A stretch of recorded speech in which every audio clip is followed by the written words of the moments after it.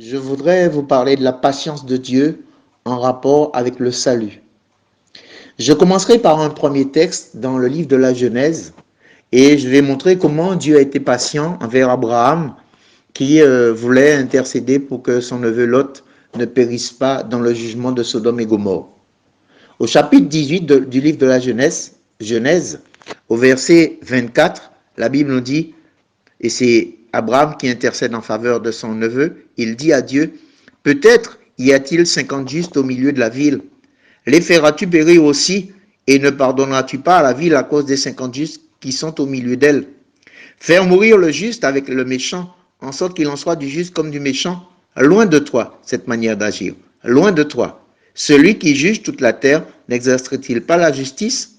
Et l'Éternel dit, si je trouve dans Sodome 50 justes au milieu de la ville, je pardonnerai à toute la ville à cause d'eux. Voici la première prière d'intercession d'Abraham, pensant qu'il pourrait y avoir 50 justes dans la ville, et Dieu est prêt à pardonner aux 50 justes. Mais Abraham va dire un peu plus loin, au verset 28, peut-être des 50 justes en manquera-t-il 5. Pour 5, détruirais-tu toute la ville? Et l'Éternel dit, je ne la détruirai point si je trouve 45 justes. Deuxième prière d'intercession d'Abraham. Abraham n'est pas satisfait et au verset 29, il va dire à l'Éternel, peut-être s'y trouvera-t-il 40 justes. Et l'Éternel dit, je ne ferai rien à cause de ces 40 justes. Je réalise qu'à chaque fois que Abraham prie, Dieu n'est pas dans le reproche. Dieu est prompt à pardonner. Et à chaque fois qu'Abraham a fini d'invoquer un nombre de justes qu'il pense y avoir dans la ville, Dieu est déjà prêt à pardonner. Mais Abraham va plus loin et au verset 30, Abraham va dire que le Seigneur ne s'irrite point et je parlerai. Peut-être s'y trouvera-t-il 30 justes. Et l'Éternel dit, je ne ferai rien si je trouve 30 justes. Encore là, réponse spontanée de l'Éternel, nous réalisons sa patience et nous réalisons sa compassion, prêt à pardonner aux hommes. Mais plus loin, verset 31, Abraham va dire à l'Éternel, j'ai osé parler au Seigneur. Peut-être s'y trouvera-t-il 20 justes. Et l'Éternel dit, je ne la détruirai point à cause de ces 20. Donc là encore, réponse spontanée de l'Éternel, Dieu de compassion, Dieu miséricordieux qui est prêt à pardonner aux hommes. Alors, Abraham va faire une sixième prière d'intercession au verset 32, que le Seigneur ne s'irrite point, et je ne parlerai plus que cette fois. Peut-être s'y trouvera-t-il 10 justes. Et l'Éternel dit, je ne la détruirai point à cause de ces 10 justes. À 6 reprises, Abraham prend le temps de crier à Dieu, prend le temps d'intercéder en faveur de son neveu Lot, pensant que dans la ville, il y a un certain nombre de justes et que Dieu épargnerait la ville, donc son neveu serait pas détruit. Mais nous savons, puisque le récit nous le dit, il n'y avait dans la ville, au fait, que 3 personnes qui sont sauvées.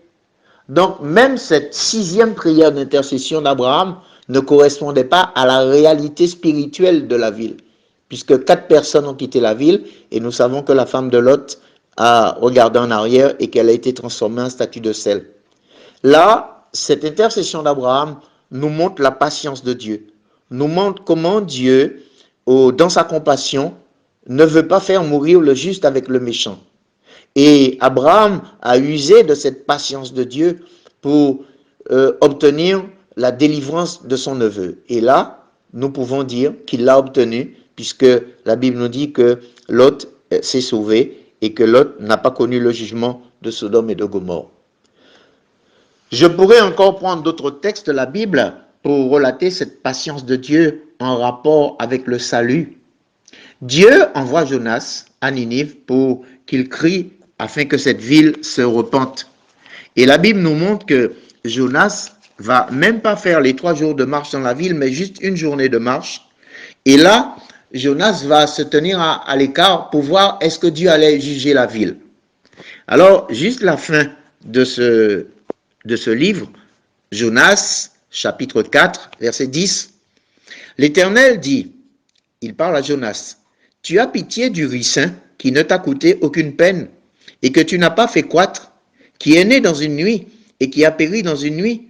Et moi, l'Éternel, je n'aurai pas pitié de Ninive, la grande ville, dans laquelle se trouvent plus de 120 000 hommes qui ne savent pas distinguer leur droite de leur gauche et des animaux en grand nombre. Là encore, Dieu montre sa compassion. Dieu montre sa patience. Ce que Dieu désire, c'est que le méchant change de voie, qu'il se repente, puisque Dieu a vu que dans la ville, eh bien, il y a eu une repentance, puisque la Bible nous dit au chapitre 3, les gens de Ninive crurent à Dieu. Ils publièrent un jeûne et se revêtirent de sacs, depuis les plus grands jusqu'aux plus petits. La chose parvint au roi de Ninive. Il se leva de son trône, ôta son manteau, se couvrit d'un sac et s'assit sur la cendre. Et il fit faire dans Ninive cette publication, par ordre du roi et de ses grands, que les hommes et les bêtes, les bœufs et les brebis, ne goûtent de rien, ne pèsent point et ne boivent point d'eau. Que les hommes et les bêtes soient couverts de sacs et qu'ils crient à Dieu avec force et qu'ils reviennent tous de leur mauvaise voie et des actes de violence dont leurs mains sont coupables. Et Dieu a vu Ninive se repentir. Donc, puisque Ninive est en train de se repentir, bien, Dieu ne va pas juger et cela va déplaire à Jonas. Mais Dieu va montrer à Jonas toute sa miséricorde, toute sa patience envers le pécheur. D'ailleurs, c'est ce qui est dit, si je lis Romains, chapitre 9, Romains, chapitre 9, versets 22 et 23, que nous allons lire pour montrer que Dieu ne voit pas les choses comme nous. Romains, chapitre 9, verset 22. Et que dire? Si Dieu, voulant montrer sa colère et faire connaître sa puissance, a supporté avec une grande patience des vases de colère prêts pour la perdition, et s'il a voulu faire connaître la richesse de sa gloire envers des vases de miséricorde qu'il a d'avance préparés pour la gloire. Oh, ces deux versets, si je devais les résumer, je dirais que Dieu, il pourrait à juste titre détruire les pécheurs dès qu'ils pêchent. Dieu pourrait faire disparaître devant sa face tous les hommes qui pêchent. Mais nous sommes en train de lire que Dieu supporte patiemment leur rébellion. Et au lieu de punir immédiatement leur péché, Dieu, dans sa patience, veut que l'homme se repente.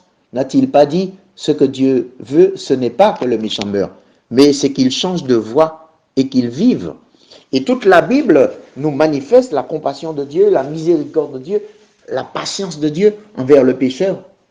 S'il fallait que Dieu juge les hommes, eh bien, qui subsisterait devant lui? Un autre texte, dans 2 Pierre, chapitre 3, verset 9. 2 Pierre, chapitre 3, verset 9.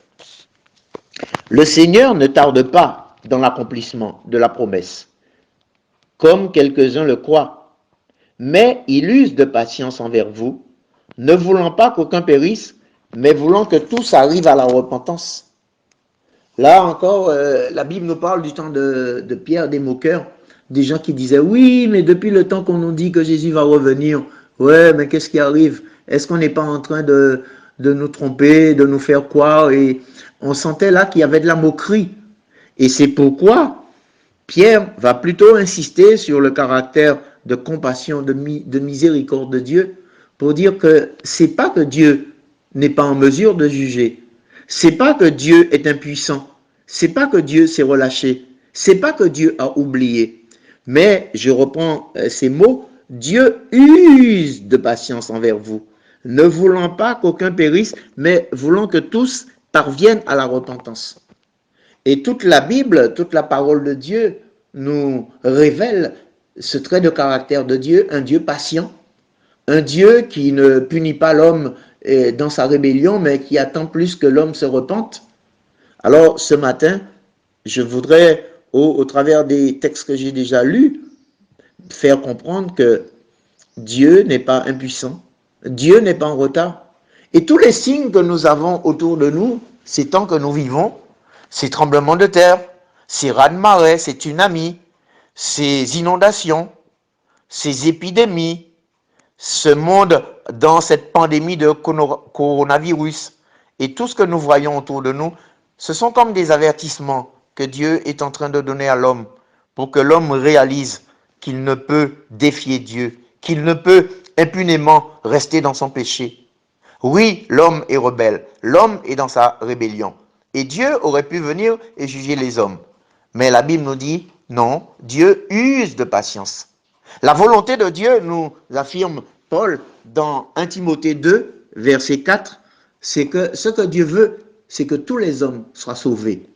Dieu le veut, c'est son désir. Dieu permet à tout homme d'être en face d'une décision à prendre pour son salut. Mais est-ce que tous les hommes vont se repentir? Est-ce que tous les hommes reconnaîtront Jésus comme son sauveur? La Bible nous dit dans Jean 3, verset 16, Dieu a tant aimé le monde qu'il a donné son Fils unique, afin que quiconque croit en lui ne périsse point, mais qu'il ait la vie éternelle. L'homme est donc placé devant un choix. Pendant sa vie, alors que Dieu lui ouvre l'intelligence spirituelle, l'homme est placé devant un choix, accepter Christ dans son cœur comme sauveur. Mais la Bible nous dit que les hommes préféreront les ténèbres parce que leurs œuvres sont mauvaises. Jean chapitre 3. La lumière est venue dans le monde, mais les hommes ont rejeté la lumière. Et pourquoi l'ont-ils rejetée? Parce que leurs œuvres sont mauvaises. C'est pourquoi la Bible affirme que celui qui a le Fils a la vie, mais celui qui ne reçoit point Christ comme sauveur, celui-là, il est perdu pour l'éternité. Et c'est pour cette raison que Dieu use de patience. C'est pour cette raison que Dieu veut emmener le pécheur à la repentance. Quand nous lisons le livre d'Amos, nous voyons que Dieu envoya des fléaux. Et à chaque fois, la Bible dit, malgré cela, malgré cela, malgré cela, ils ne se sont pas repentis. Je voudrais plus croire que c'est le cœur de l'homme qui est dur, le cœur de l'homme qui est inflexible, le cœur de l'homme qui est rebelle et qui ne veut pas entendre la voix de Dieu. Mais Dieu appelle les hommes à la repentance. Et c'est pour cela que Dieu est patient.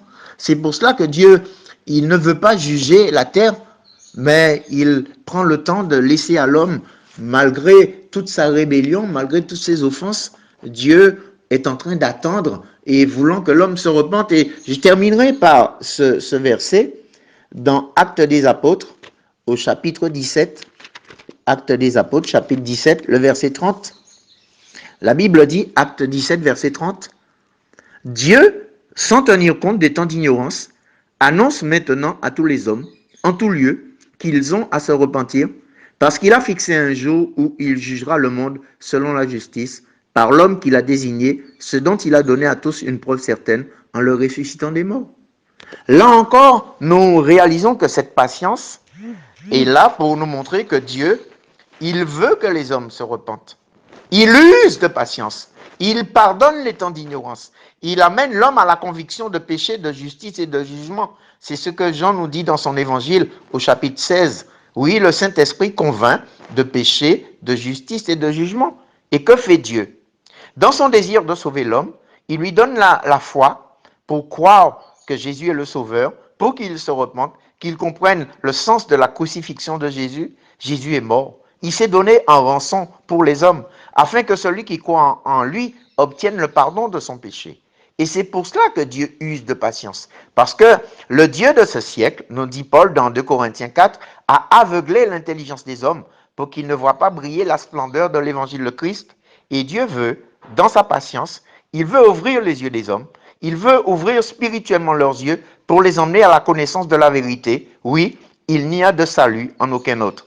Actes des Apôtres, chapitre 4, verset 12. Il n'y a de salut en aucun autre, car il n'y a sous le ciel aucun autre nom qui ait été donné parmi les hommes par lequel nous puissions être sauvés. Et ce nom, c'est Jésus.